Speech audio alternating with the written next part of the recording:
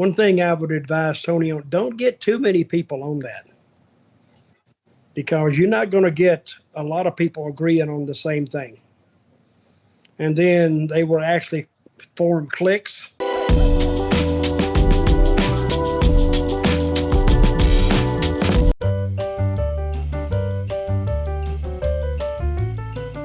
Kevin Kelly, who is the latest addition to the AEW commentary team. What did you think about Kevin Kelly and Nigel McGuinness as a team on the debut episode of Collision? And any thoughts or stories about Kevin Kelly from your time working with him?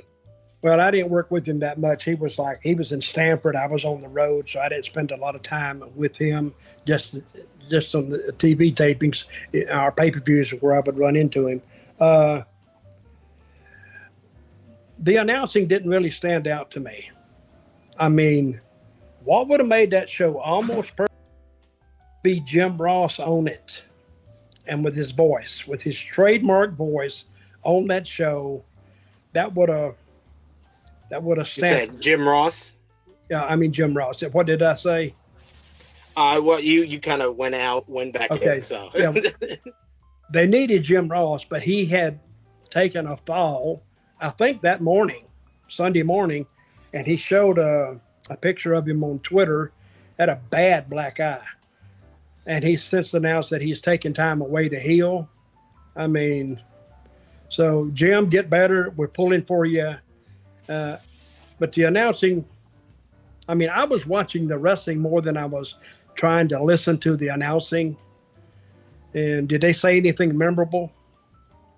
I just thought they were just really good at just kind of telling the whole story of the matches. I think they did a really good job during the 6-man main event, talking about the story between CM Punk and Samoa Joe, especially when Samoa Joe had the choke on CM Punk, and they kind of emphasized that if Punk didn't have FTR with him, he would have lost the matchup. So I just think they just did a good job of telling us, what was on screen and being like the fan perspective of it. Well, all in all, I thought it was a really good introduction of AEW to Saturday night, and they did a good job, is all I can say.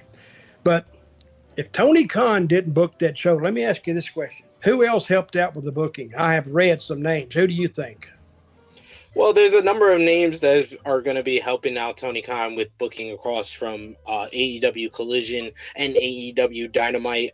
There's been various reports from Fightful and PW Insider that has confirmed that Bryan Danielson is helping out with creative. They also hired Will Washington, who's a podcaster of over 18 years. He used to work with Fightful, and now he's been brought on to help out with creative. They also have QT Marshall, Sanjay Dutt, who help out with creative over there. I know Sanjay has worked with creative in TNA previously as well. And they also have now Dax Harwood, PW Insider, has announced Dax Harwood of FTR is helping out with creative, as well as Ace Steel, who is the best friend of CM Punk, former trainer of CM Punk and wrestler in Ring of Honor. He's helping out with creative as far as Punk's storyline. So they got like a team now of guys, and it's not just, the Hollywood writers that have gotten a lot of criticism from the WWE side of the world. They have people with wrestling experience from all over. They have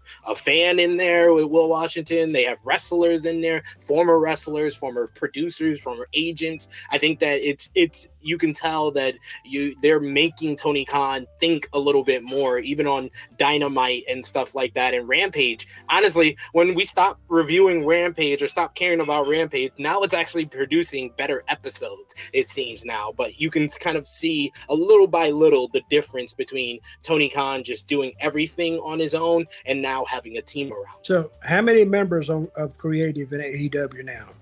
10? It sounds about like eight to 10 or so. But we don't know if they are helping out with particular things. Like, I know they always have had feedback from certain stars. Like, I know Moxley has a hand in what he does. Jericho has a hand in what he does. Stuff like that. But I think as far as like the team, it's QT, it's Sanjay. I know Pat Buck, Will Washington, and it seems like Bryan Danielson is a part of that team as well. Well, One thing I would advise Tony on: don't get too many people on that, because you're not going to get a lot of people agreeing on the same thing. And then they will actually form cliques. They will agree with each other on certain things, and that's the way it works. Because if you get too many people on a creative team, it really, now it may have worked this time. Will it work over the long haul? I don't know. But it's how much input each one of them is allowed to give. But it's not even allowed to give, it's listened to. Would it be taken to heart? So I don't know. Sometimes, and I've said this before, you can go around a table and you give an idea to the first guy and he can whisper it in the ear of the next guy, go down the table and come back. I've done this before. It came back. It was nothing like I'd sent out to the first guy. It was all, even one guy, one talent was changed. That's not what I gave.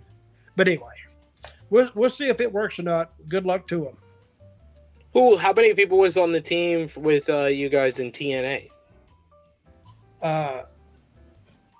About 3. It was me and Jeff and Vince. And then sometimes some people would float in and float out.